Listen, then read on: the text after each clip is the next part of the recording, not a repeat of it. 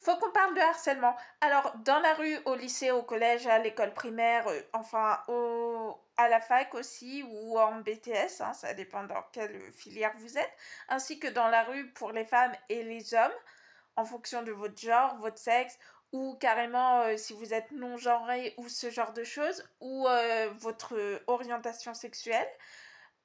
Sur les réseaux sociaux, par exemple TikTok, YouTube comme moi tout à l'heure, on se fait harceler et insulter, parfois par des gens qui, pour mon cas, avaient pris un faux compte et qui du coup se croient tout permis parce qu'on peut pas savoir qui c'est. Alors déjà, j'ai ma petite idée de qui ça peut être, forcément quelqu'un que j'avais connu à une époque, hein.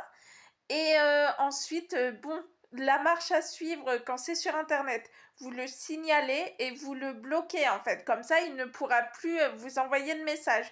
Le problème dans mon cas, c'est qu'il crée plein de faux comptes en fait pour m'insulter et il prend toujours la même insulte. Très original, gars, hein. Mais on te voit.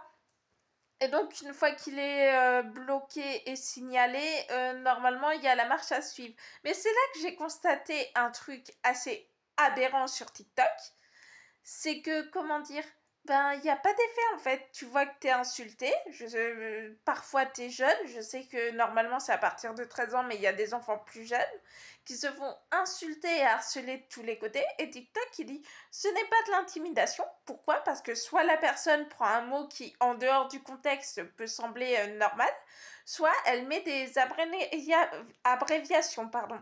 Par exemple, GNNT pour gênant. Donc, j'ai vu des gens plutôt jeunes, par exemple 15-16 ans, qui ont eu GNNT, qui l'ont parfois signalé, parfois ils ne comprenaient même pas ce que ça voulait dire, hein.